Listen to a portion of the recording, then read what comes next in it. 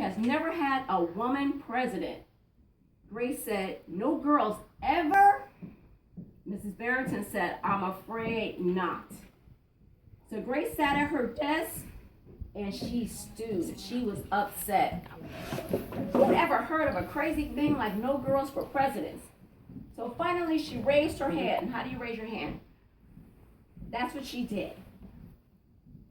Yes, Grace, Mrs. Barrington said. I've been thinking it over and I'd like to be president. Several students in the class laughed. Let me hear your laugh. That's what they did. They laughed at Grace. Well, I think that's star-spangled idea. That's what her teacher said. In fact, we can have our own election right here at Woodrow Wilson Elementary. The snickering in the room stopped, and no one was laughing, and Grace smiled. She said, would anyone else like to run for president? And no one raised their hand. So the next day, Mrs. Barrington made an announcement. In the name of democracy, the democracy is when everybody has a right, I have invited Mr. Waller's class to join our election. Their class has nominated Thomas Cobb for their class president candidate.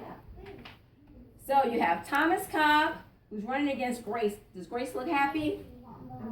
Does she look happy? She looks happy? She looks upset, right? She's like, oh boy, I gotta run against Thomas Cobb. Her heart sank. Thomas was the school's spelling bee champion.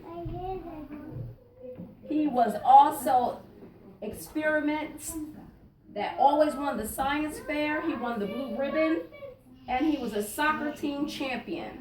So becoming the president wasn't going to be so easy after all. The teachers put all of the 50 states, there's 50 states in the United States, and the District of Columbia, that's in D.C., into a hat. And everyone in the class, except for Grace and Thomas, because they were running for president, chose a state. So this little boy said, Anthony, I'm Texas. And I'm New Hampshire, said Rose. I'm Michigan, said Robbie. What does the number 16 mean? Do you see a number on their state? No.